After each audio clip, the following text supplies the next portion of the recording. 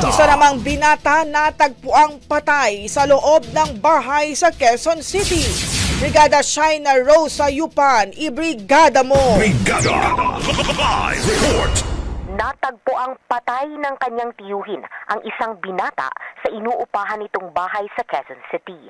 Ayon sa report ng Criminal Investigation and Detection Unit ng Quezon City Police District, gabi na nang matagpuan ang bangkay ng biktima sa inuupahang bahay sa Barangay Batasan Hills, Quezon City.